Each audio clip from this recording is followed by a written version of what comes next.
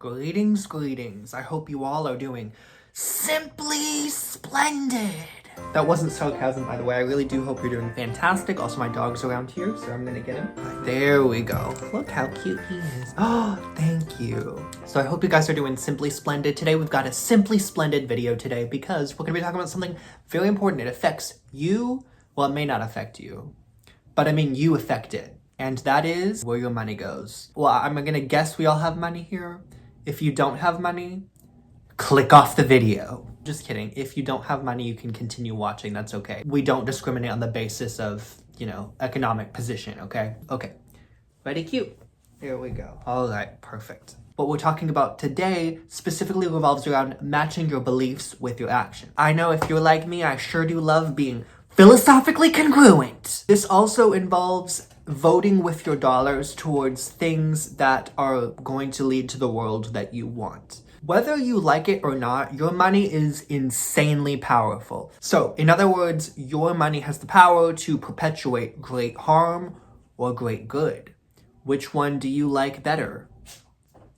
That's not a rhetorical question. I literally need you to respond. So one of those impacts is veganism, reducing or eliminating animal suffering. Another example is plastic free or being plastic conscious, ensuring that the products you buy do not last in our soil for the next 400 years. Not only is this awful for the environment, but there's also pretty significant human rights issues surrounding it too. And according to the Shriver Center on Poverty Law in 2020, it estimated that 70% of hazardous waste is found within 1 mile of federally assisted housing. In other words, poor people are significantly more likely to live within dumpster sites than people who have more money. And those poor people are stuck in their situation because they literally cannot afford to move elsewhere. If they could, they would, but they can't. They're stuck there, and it continues to create increasing economic disparities and livelihood differences between the two classes. This is also called environmental racism. I'm not saying you're racist if you buy plastic. I'm just saying that the likelihood of you being racist goes up. I'm just kidding. People who are more poor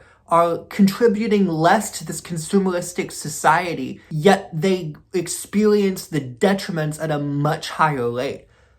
That sounds fair. Another example of how you can be consciously consumeristic is being environmentally conscious. Now, AI, for example, has skyrocketed to being a significant contributor to climate change. Senior research analyst Jesse Dodge, from an article from NPR, says that one query to ChatGPT is equal to one light bulb being on for 20 minutes. Oh my god, all those times I use ChatGPT to be my therapist and to ask for cupcake recipes is suffocating our environment. Yippee! Another way that you can be consciously consumeristic is by buying from companies that commit to human rights. End of sentence. That don't exploit, there's no exploitative labor in the process of getting the thing. You know what I'm saying? Yeah. In fact, the US Department of Labor has published a 2024 report of products produced by child labor or forced labor. It specifically tells you which countries are creating exploitative labor and which products those are associated with, so you can make an informed decision about what you buy at the grocery store every week. I will put a link in the description. In addition, there is also an app by the US Department of Labor. It is called Sweat and Toil. Appealing name, I know. But it clearly lays out exactly those reports in an app form that is consolidated and easy to understand. So go make choices that are informed. I'm not saying that, you should be perfect. I'm saying that you should, to the greatest extent possible, understand the impact that your actions are having on people on the planet and stuff. It's not always accessible to get things that are produced without human labor, produced without a harmful impact to the environment.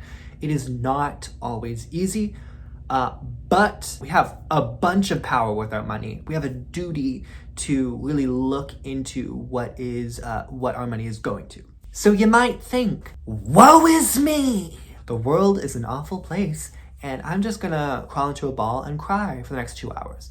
And to that I say, cool, go do that. Pause the video right now, go cry. Unpause the video when you're ready. All right, you ready? All right, perfect. Shut up. I'm just kidding. I'm completely just kidding. You are allowed to feel sad and awful and hopeless for all the stuff that's going on in the world. That is okay, that is acceptable, and probably the appropriate reaction because there's a bunch of stuff going on in the world that sucks. It is awful. So yeah. But after we're done crying it out, we got some work to do. So here's the deal. We cannot appeal to futility. If we appeal to futility, then we could just throw our hands up and say, well, we've done everything we possibly can and it doesn't matter anymore. Nothing else actually matters and we can just curl up in a ball and do nothing. That would be an inappropriate way to go about it. That would not be good. Because it is only when people like you and I change what we buy. Dr. Susan. It is only when you and I change what we buy, when governments, organizations, legislators will be prompted to make a change. If we do nothing, then there is going to be no pressure on these industries to make any sort of change whatsoever. It'll be deemed acceptable, and that's the problem. Things are deemed acceptable when a massive amount of people are complicit in it. We just don't think about it because we are able to disassociate from the problem. But essentially, we're telling these industries what we expect from a society. And that's why I think it's so powerful, so incredibly powerful to make a change with your dollars. It may not be convenient, but convenience doesn't necessarily dictate morality. I hope I've convinced you. If not, I am cross. I'm disappointed in you. I certainly hope you enjoyed. Stash is back. Let's bring him back, shall we? I hope you have a fantastic day. And make sure to put on your socks first and then put on your shoes, okay?